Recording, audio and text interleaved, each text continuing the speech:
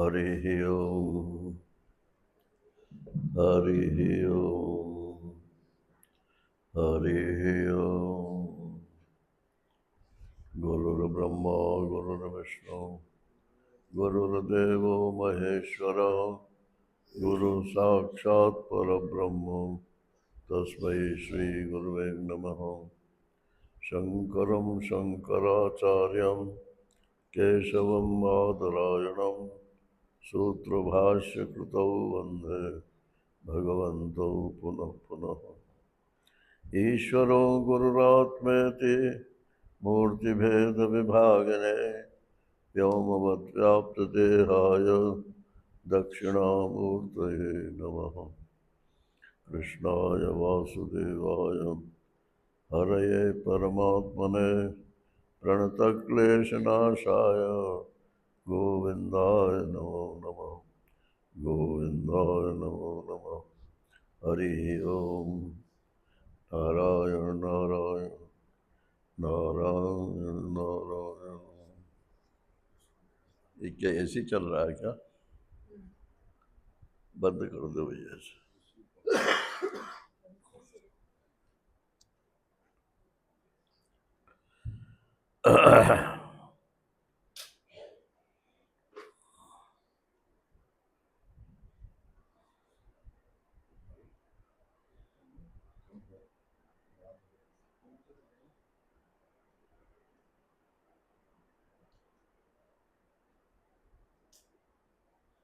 तो कब कर रहे हो? बंद कर दो ना, फिर शाम ठंडी हो गई। नहीं, एसी भी बंद कर देंगे और ये भी।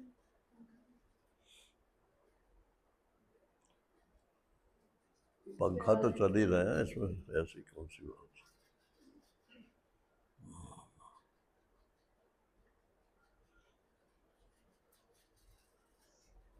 मुंडक उपनिषद का ये अंतिम भाग है।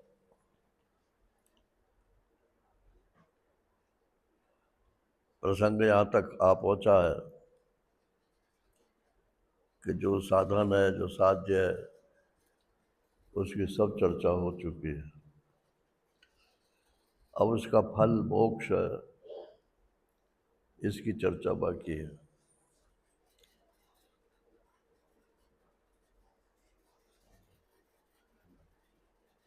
मोक्ष नेगेटिव मीनिंग होता है इसका। मोक्ष माने छूट जाना। तो कहीं बंधन है, उससे छूटोगे ना। और जब बंधन ही नहीं है तो छूटोगे किससे? वैसे तो कहेंगे कि मेरा कोई बंधन नहीं है, मैं तो ब्रह्म हूँ, मेरे को मोक्ष चाहिए। तो मोक्ष काहे को चाहिए भाई? जब जब तुम ब्रह्म हो, बंधन है ही नहीं कहीं, फिर मोक्ष काहे नहीं चाहिए?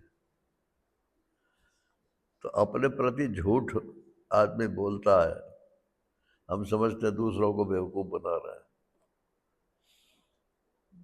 अपने बंधन को पहचानो।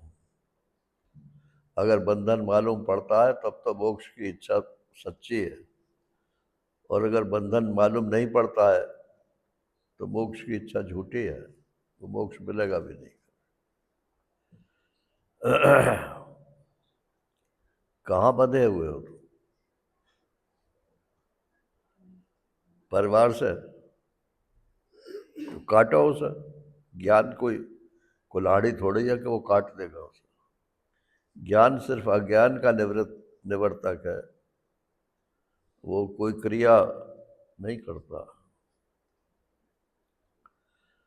अगर आपको बंधन अज्ञान से मालूम पड़ता है तो ज्ञान से कट जाएगा, और वास्तव में यदि आप अपने को बंधा हुआ मानते हो तो उसके विपरीत कर्म से छुट्टी मिलेगी। इसलिए कर्मोपासना का महत्व ज्ञान में बहुत है।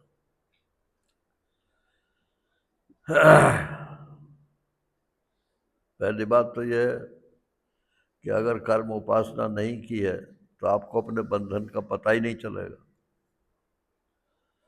मैं कहाँ बंधा हुआ हूँ इसका पता नहीं चलेगा। जब हम कर्म करते हैं तब मालूम पड़ता है कि हमारी कहाँ कहाँ रुकावट है। जब हम उपासना करते हैं तब मालूम पड़ता है कि हमारा मन कहाँ कहाँ बंधा हुआ है। हमें ये चाहिए, ये चाहिए, ये चाहिए। सुख शांति भी यदि आपको चाहिए तब भी आप मन से बंधे हुए हो। ठीक है, बंधे हुए तो इसके लिए विपरीत अभ्यास करो। जहाँ सुख शांति है उसको मन में लाओ। जहाँ कर्म विशेष रूप से किया जाता है, बंधन नहीं होता है, ऐसा कर्म करो। तो कर्म योग और उपासना योग, भक्ति योग मैंने जानबूझ करके शब्द नहीं रखा। उपासना में वासना रहती है, भक्ति में वासना नहीं रहती है। वो तो विभक्ति है। जहाँ जहाँ वासना है वहाँ से हटना है, और जहाँ निर्वासनिक परमात्मा है वहाँ जुड़ना है। वहाँ कोई नई वासना उत्पन्न नहीं होती। वो जो संसार में हमें चाहत की आदत पड़ गई है, वो विषयों से छूट करके परमात्मा में लग जाए, इसको भक्ति योग बोलते हैं। बोले राम राम राम इतना मंत्र जप कर लिया भक्ति योग हो गया, ये भक्ति योग नहीं है, ये कर्म योग ही है। एक स्थूल कर्म होता है, एक सूक्ष्म कर्म होता है। आधिदैविक पक्ष में जो कर्म योग है उसको ही आजकल लोग भक्ति योग मानते हैं। हम आध्यात्मिक पक्ष में जो भक्ति योग है उसको भक्ति योग मानते हैं। ये अंतर है।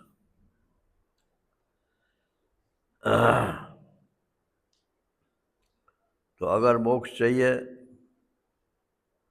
तो जीते जी मोक्ष चाहिए कि मरने पे मोक्ष चाहिए, कि मरते समय मोक्ष चाहिए? शरीर तो मरेगा और उस समय कुछ होश हवास रहेगा नहीं, करने की स्वतंत्रता नहीं रहेगी। वो तो फल खाने जैसा है। जो कुछ आपने जीवन में किया है उसका फल अंतिम समय में आप खा लो बस।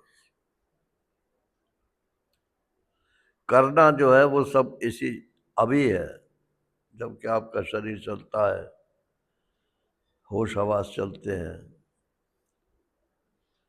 और मन में इच्छा भी है कि हम परमात्मा को प्राप्त करें।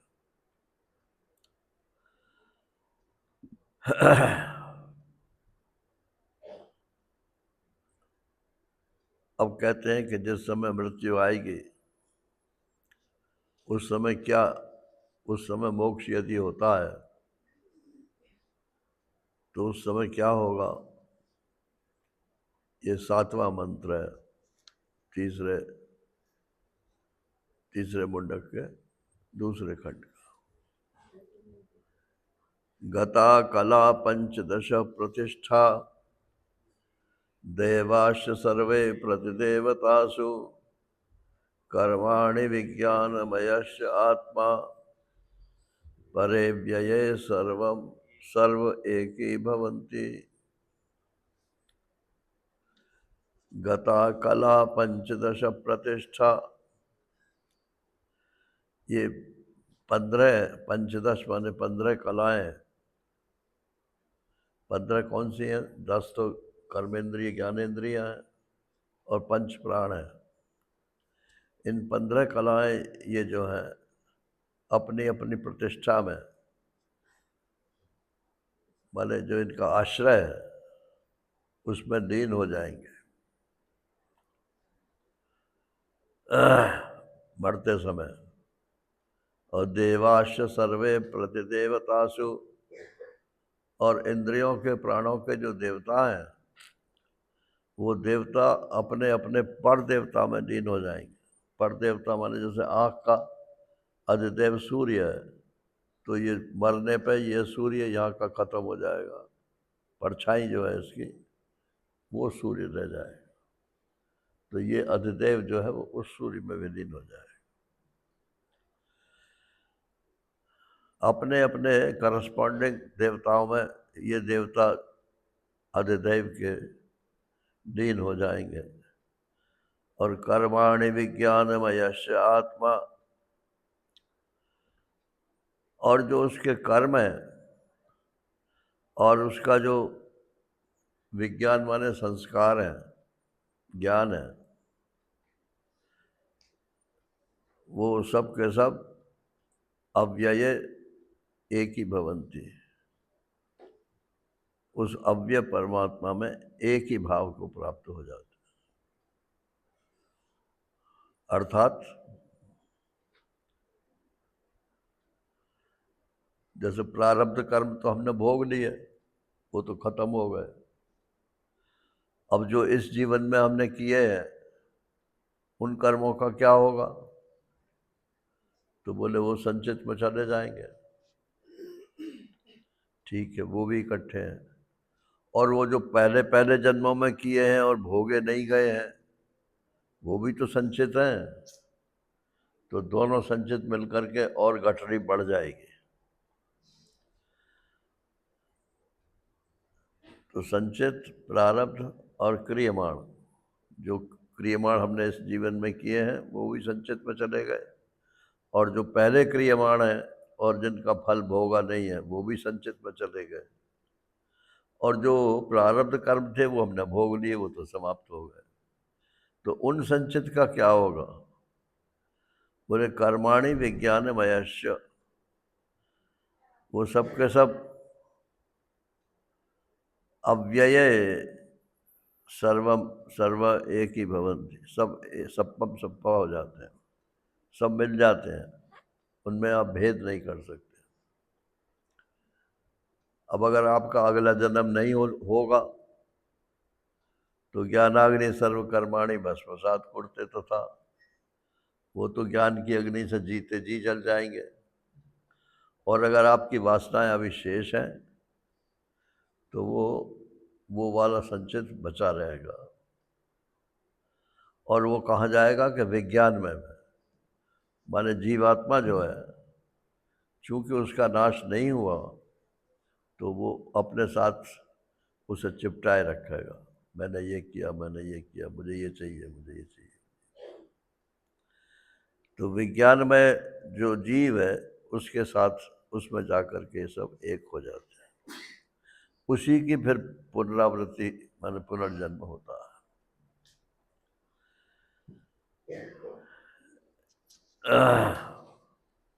और अगर कोई वासना शेष नहीं है तो वो इकट्ठे जो संचित हैं, जो जीते जी ज्ञान से जल गए वो जल गए, और जो मरने पर शेष रह गए वो भी जल गए। अब अगर आगे कोई जन्म नहीं होने वाला।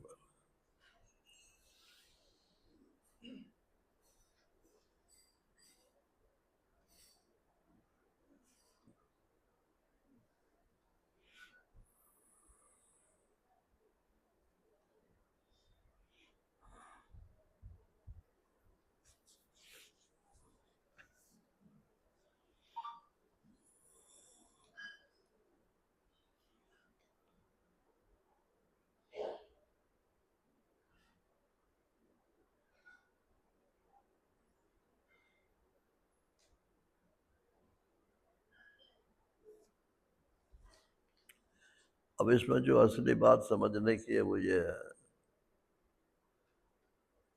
कि अगर आखिर टाइम तक भी वासनाएं शेष रही, अपने लिए न सही,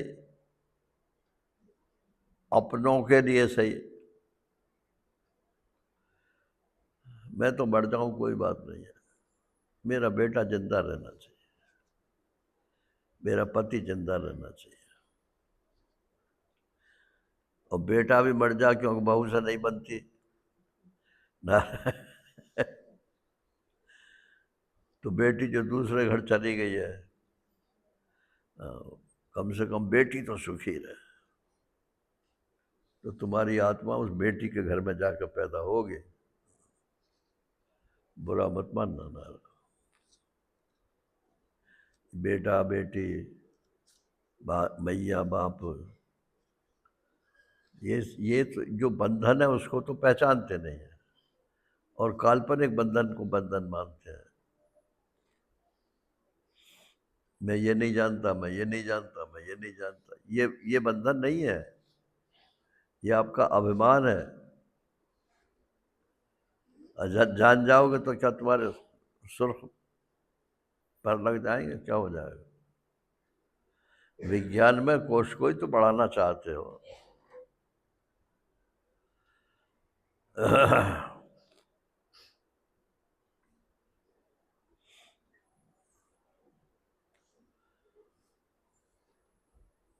तो ये जो विज्ञान में जाकर लीन हो जाते हैं, ये विज्ञान में उन लोगों के लिए बताया जिनकी वासना शेष है, और जिनकी वासना शेष नहीं है वो तो उन्होंने विज्ञान में को परब्रह्म जान लिया है, इसलिए वो विज्ञान में भी परब्रह्म में लीन हो जाता है।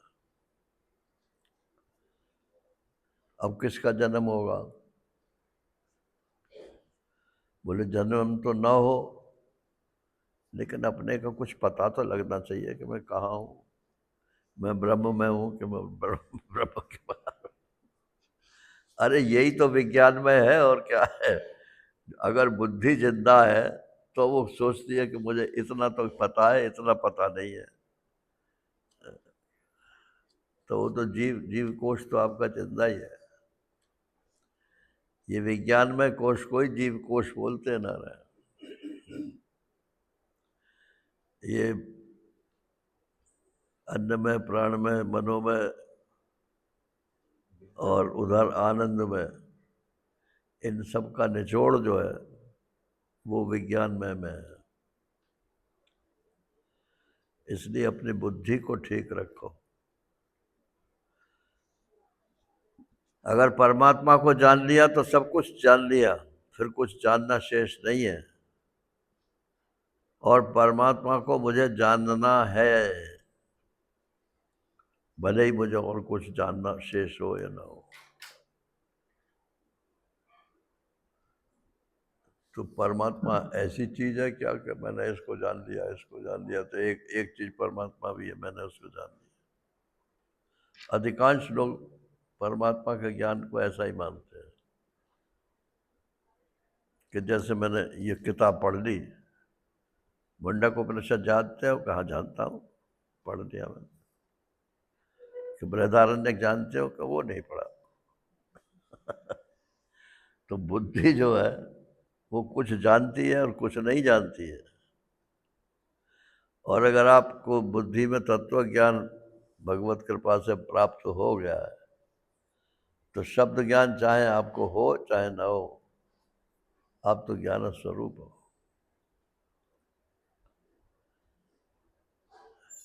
यथा नद्या संध्यमाना समुद्रे अस्तम गच्छन्ति नाम रूपे विहाय, तथा विद्वान नाम रूपाद विमुक्तः परात् परम पुरुषमुपैति दिव्यम। अब ये जिनको जीते जी ज्ञान प्राप्त हो गया है उनके लिए है। उनकी मृत्यु के समय क्या होगा? शरीर तो उनका भी मरेगा। यथा नद्या संध्यमाना समुद्रे अस्तम गच्छन्ति नाम रूपे विहाय। नदियां जिस प्रकार से संध्यमाना बहती हुई समुद्रम गच्छन्ति समुद्र की तरफ जाती हैं, और नाम रूपे विहाय अस्तम, और अपना नाम और अपना रूप छोड़ करके समुद्र में ही लीन हो जाती है। कहते हैं तीर्थ यात्रा वाले लोग बताते हैं कि समुद्र में स्नान कर लो, सब तीर्थों का फल मिल जाता है।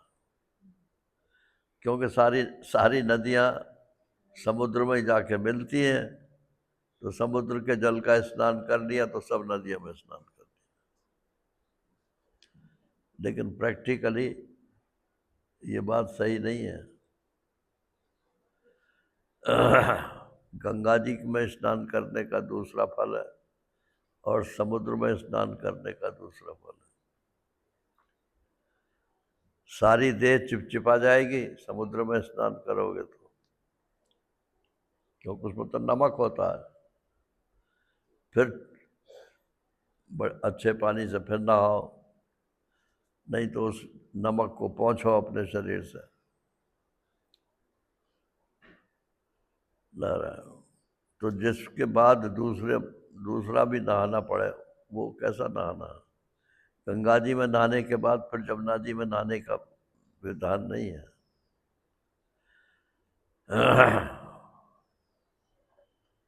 तो नदियां जैसे बहती हुई समुद्र की तरफ जाती हैं और अपना नाम रूप छोड़ करके उसी में अस्त हो जाती हैं, तथा उसी प्रकार से विद्वान माने यहाँ ज्ञानात्मा है, नाम रूपाद विमुक्ता, अपने नाम और अपने रूप, मेरा नाम स्वामी विश्वात्मानंद और अपना रूप इतने बरस का, ऐसे रंग वाला, ऐसी जगह रहने वाला, ये सब जो है रूप के साथ संबंधित है। तो मरोगे कि नहीं मरोगे, कि मरेंगे, तो ये सब छोड़ना पड़ेगा। नामासक्ति, रूपासक्ति, स्थानासक्ति, संपत्त्यासक्ति, परात् परम पुरुषमुपैति दिव्यम, सब कुछ छोड़ करके फिर उस दिव्य पुरुष में जाकर लीन हो जाते। या दिव्य पुरुष कोई पुरुष नहीं है, ब्रह्म के लिए ही दिव्य पुरुष कहा है।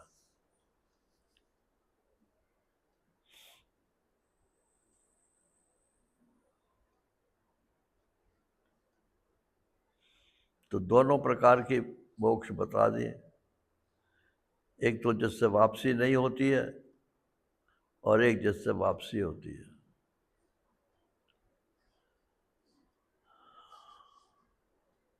सयोह वै तत्परमं ब्रह्म, सयोह वै तत्परमं ब्रह्म वेद,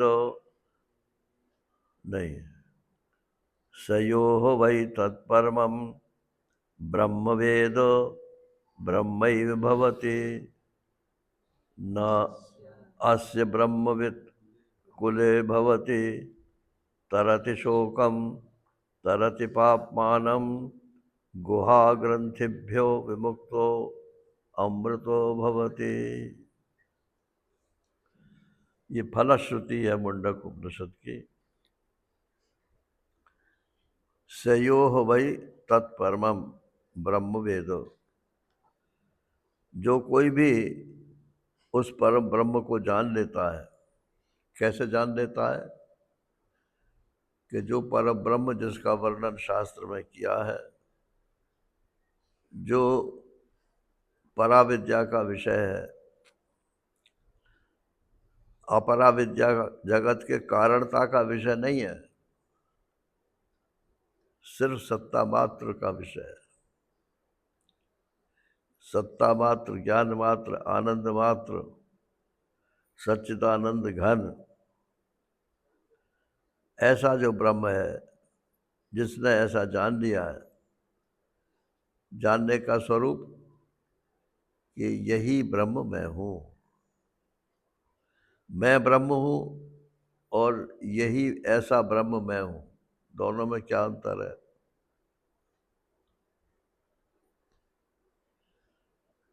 मैं नहीं है सर, यही ब्रह्म। हाँ? अभिमान रहित, ये कह रहे हैं कि मैं नहीं है उसमें, अभिमान रहित। कौन कह रहा? ये अच्छा, मैं यही हूँ तो स्वामी जी मैं प्रधान हो रहा था इसमें, यही मैं, तो जो उसमें मैं कहता था वो हो जाता। तो ये मैं अशोधित है अगर, तो ये मोक्ष नहीं है, ये ब्रह्म का ज्ञान नहीं है। मैं ब्रह्म हूँ, ये हाँ। ज्ञान है। और अगर मैं शोधित हो गया है, शुद्ध हो गया है, तो मैं ब्रह्म हूँ, ये भी ज्ञान है। मैं यानी शुद्ध मैं जी। ब्रह्म हूँ, ब्रह्म ही हूँ। और जिसको शास्त्र में ब्रह्म कहा है वो ब्रह्म मैं ही हूँ, यही शोधित मैं जो है। शोधित मैं को भी समझ लो, एक तो आभास में है, चिदाभास जिसको बोलते हैं। तो चिदाभास में जो है ये तो जीव है, ये तो शरीर के साथ पैदा होता है और शरीर के साथ ही मरता है, और यही सुखी दुखी होता है, यही बंधन में होता है। और एक चिदाभास का भी जो साक्षी है, माने उससे अलग भी है और वही भी है। जैसे सोना आभूषण से अलग भी है और आभूषण रूप भी है। नहीं आई बात समझ में? आभूषण सोने से अलग भी है और सोना रूप भी है। नहीं, उल्टा बोल रहा हूँ। सोना आभूषण रूप भी है और आभूषण से अलग भी है।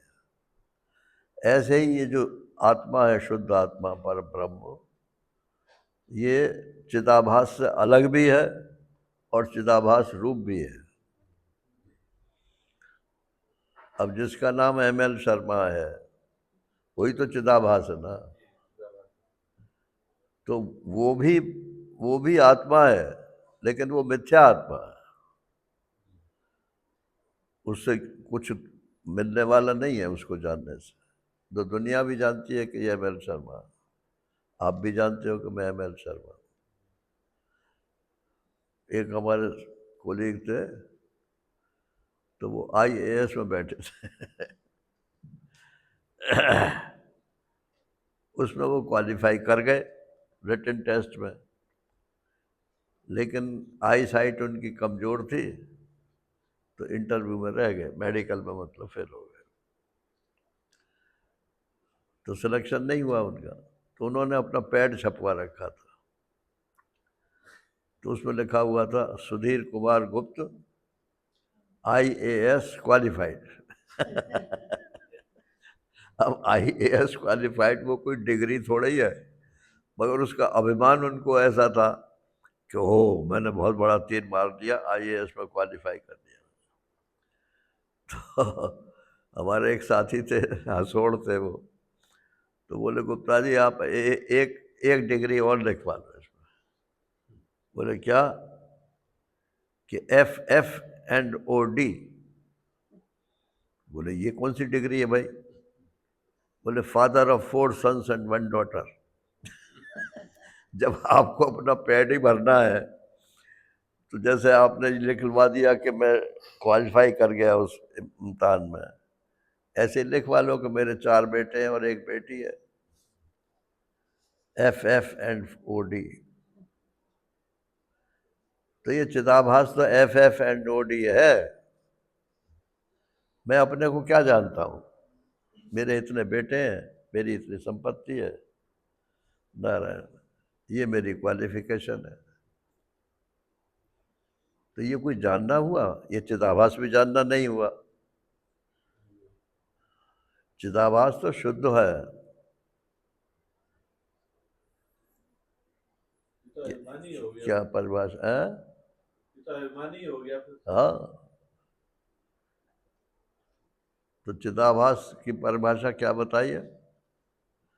स्वाधिष्ठान साभास।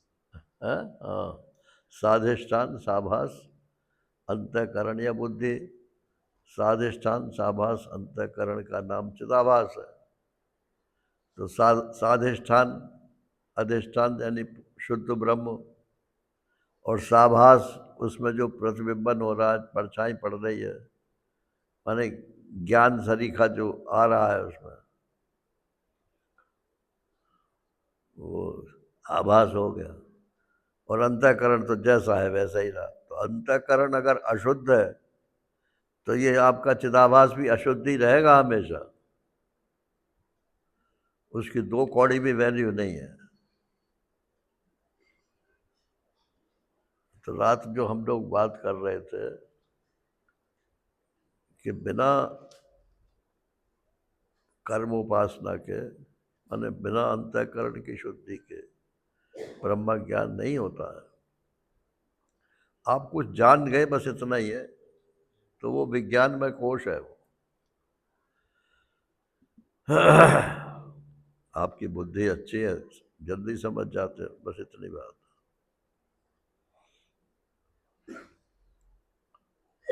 तो मैं ब्रह्म हूं, तो यहां मैं क्या है? शुद्ध में, माने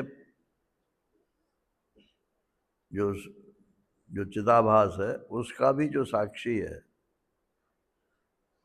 जिसको हम साक्षी कहते हैं, वो मैं ब्रह्म है। माने एक शरीर में ही नहीं है, वो संपूर्ण सृष्टि में एक ही है।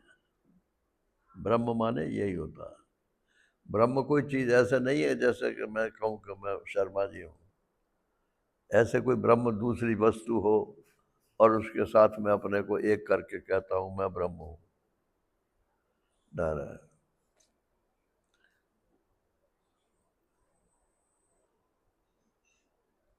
तो संपूर्ण सृष्टि में जो शुद्ध चैतन्य है उसको ब्रह्म बोलते हैं, जिसमें माया नहीं, छाया नहीं, कार्य नहीं, कारण नहीं, उसको तो बोलते हैं ब्रह्म। और जिसमें ये माया, छाया, कार्य, कारण सब है, और जो उसको सच्चा मानता है, नारायण, उसको बोलते हैं जीव, अशुद्ध ब्रह्म। तो अशुद्ध और शुद्ध की एकता नहीं हो सकती है। इसलिए पहले जिस आधार पे आप खड़े हो उस आधार को शुद्ध करना चाहिए।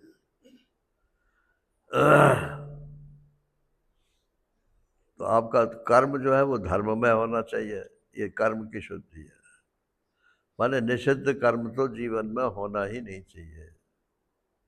अच्छा, आप गाली देते हो किसी को या जोर से बोलते हो बिना बात के, डांटते हो किसी को, ये शुद्ध कर्म है कि अशुद्ध कर्म है? ये अशुद्ध कर्म है। इससे अंतःकरण अशुद्ध होता है।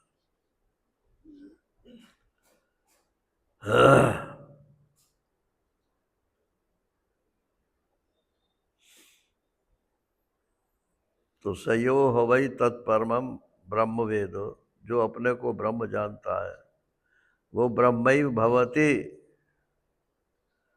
वो ब्रह्म ही हो जाता है। तो क्या उसमें कुछ केमिकल फिजिकल चेंज हो जाता है? क्या हो जाता है? ब्रह्म हो जाता है, क्योंकि वो ब्रह्म ही था, ये ज्ञान हो जाता है। अब मेरे को यदि ज्ञान हो गया, न अस्य ब्रह्मविद कुले अब्रह्मविद कुले भवति, उसके कुल में फिर कोई बिना ब्रह्म ज्ञानी, बिना ब्रह्म ज्ञान के नहीं रहता।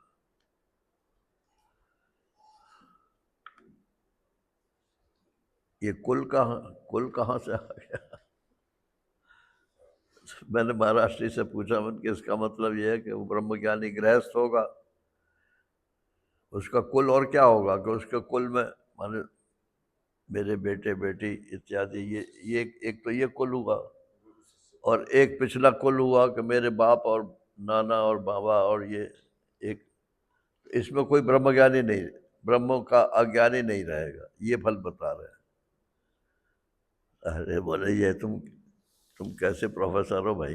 वो महाराष्ट्र बोले तुम्हारे यहाँ कुलपति नहीं होते हैं क्या यूनिवर्सिटी में? यहाँ होते हैं। तो खोल लो, क्या खोल रहा हो?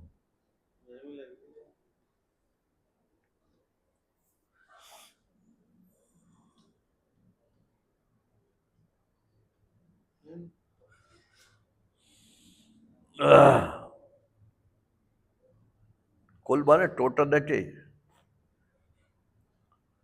ये संपूर्ण सृष्टि एक कुल है। इसमें इतना दायरा मैंने बना दिया है कि ये मेरा है और ये तुम्हारा है। तो यहाँ क्या यूनिवर्सिटी है? एक तो जीवाजी यूनिवर्सिटी है, और भी होगी शायद एक आध। हाँ? हाँ, टेक्निकल यूनिवर्सिटी होगी कोई। तो यूनिवर्सिटी को कुल बोलते हैं ना। यूनिवर्सिटी में जो भी भर्ती होगा वो उस यूनिवर्सिटी के कुल का हिस्सा है। तो ऐसे ही जिसको ब्रह्म ज्ञान हो गया, अब उसका कुल क्या है कि उसकी जो शिष्य परंपरा है वो उसका कुल कहलाता है। और वो जो मेरी मान लो शिष्य परंपरा है, अगर है, नहीं कह रहा हूँ, अगर मेरी शिष्य परंपरा है तो मैं उसका कुलपति हो गया। तो अब मेरे शिष्यों में से फिर कोई अब ब्रह्म ज्ञानी नहीं होगा, ऐसा नहीं होगा। अगर मुझे ब्रह्म ज्ञान हो गया है तो मेरे शिष्यों को ब्रह्म ज्ञान अवश्य हो जाएगा, ये अभिप्राय है। ये छूत की बीमारी है ना रे, छूत की बीमारियों में जैसे हवा से भी और संपर्क से भी दोनों प्रकार की होती है।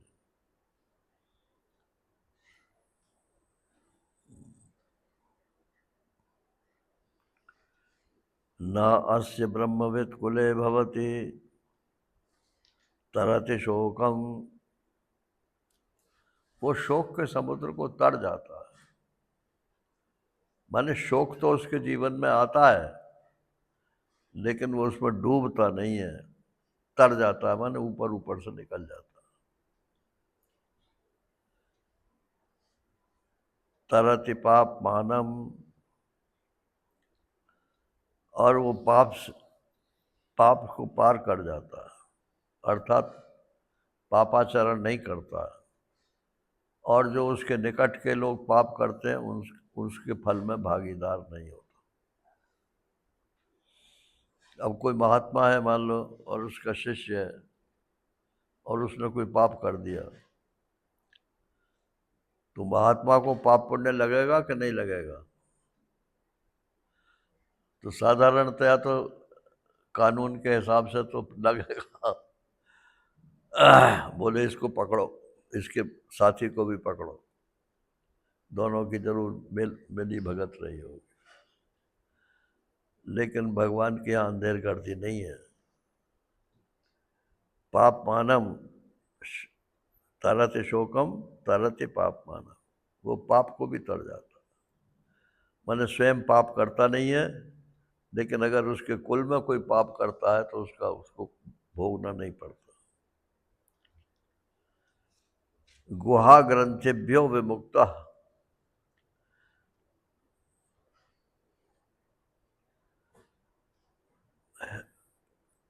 जो बुद्धि की गुफा है, ग्रंथि है। गुहा ग्रंथि माने बुद्धि की जो ग्रंथियां, हृदय की अंतःकरण की जो ग्रंथियां, उनसे वो विमुक्त हो जाता है। ये ग्रंथि का वर्णन तो पहले भी आ ही चुका है, कितनी प्रकार की गांठें होती हैं, सब आविद्या गांठें।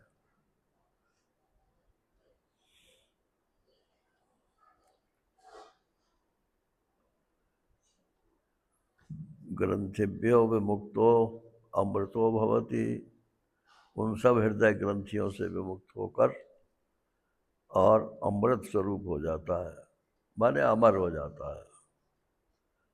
प्रश्नोपनिषद में ये प्रश्न उठाया है कि जीव की कितनी कलाएं होती हैं। तो वहाँ बताया कि 16 कलाएं होती हैं। तो बोले मरने पर कौन सी कला शेष रहती है? तो बोले सिर्फ नाम शेष रह जाता, बाकी कुछ नहीं बचता, ज्ञानी हो अज्ञानी हो। अगर कोई घटिया काम करने वाला है तो कई पीढ़ी तक उसकी बदनामी चलती है, और कोई अच्छा काम करने वाला है तो उसका नाम अच्छी अच्छी जगह पर दिया जाता है। आज गांधी जी को हम लोग याद करते हैं, तो उन्होंने अपने लिए तो नहीं किया, देश के लिए किया,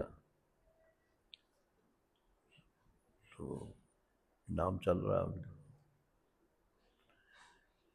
कब तक चलेगा इसका कुछ मतलब नहीं, लेकिन किसी का 10 साल चल गया, किसी का 20 साल चल गया, उतने दिन के लिए तो अमर हो ही गया। गुहा ग्रंथिभ्यो अमृतो भवति, ये मुंडक उपनिषद का फल बताया। आ जाएगी। अब कहते हैं कि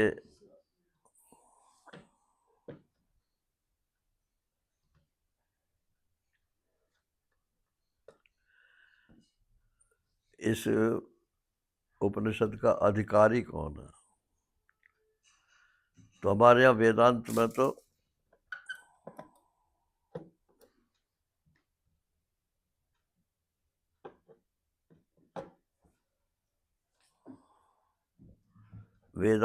तो कोई अनधिकारी नहीं है। कोई किसी कक्षा में, कोई किसी कक्षा में, क्योंकि वेदांत माने उपनिषद ही नहीं होता है खाली।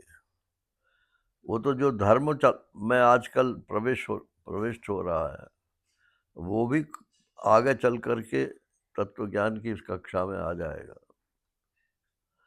तो वो भी अधिकारी है, लेकिन वो सबसे छोटा अधिकारी। तो अधिकारी कौन है इसका? कि क्रियावंता, एक तो धर्म वाला होना चाहिए, श्रोत्रिया ब्रह्मनिष्ठा,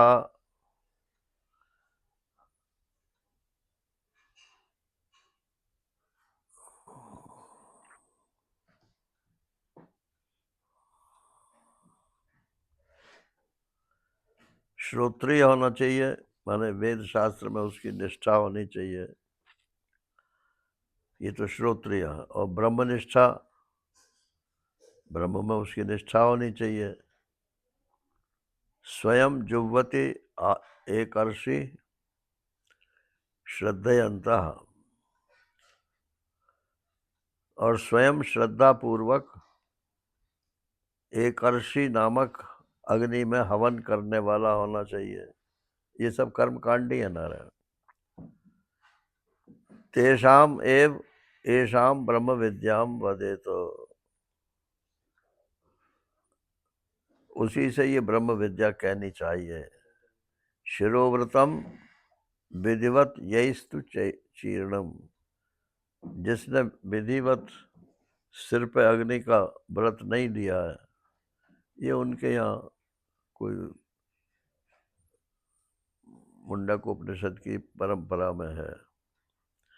सिर पे अग्नि लेकर के जाते हैं गुरु जी के पास। तुम्हारे विधि पूर्वक गुरु जी की शरण में जो गए हैं, वो इसके अधिकारी है।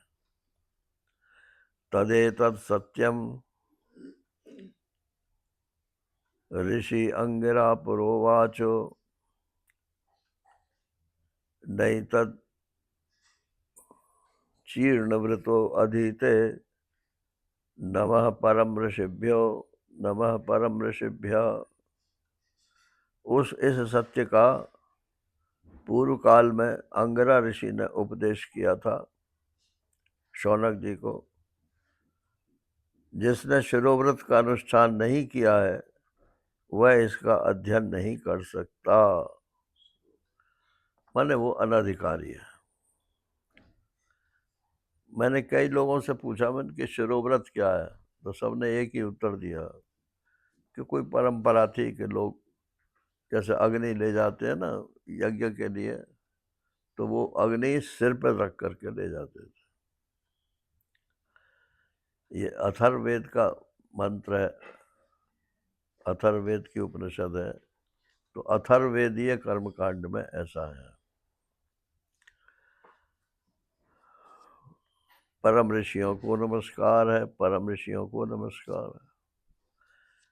यहाँ ये समाप्त हो जाता है। इसके बाद शांति पाठ और कर लेते हैं। ओम भद्रम कर्णेभिः शृणुयाम देवा, भद्रम पश्येमाक्षभिर्यजत्राः, स्थिरैरङ्गैस्तुष्टुवांसस्तनूभिर्व्यशेम देवहितं यदायुः। स्वस्ति न इन्द्रो वृद्धश्रवाः, स्वस्ति नः पूषा विश्ववेदाः, स्वस्ति नस्तार्क्ष्यो अरिष्टनेमिः, स्वस्ति नो बृहस्पतिर्दधातु। ओम शांति शांति शांति। हरि ओम नारायण।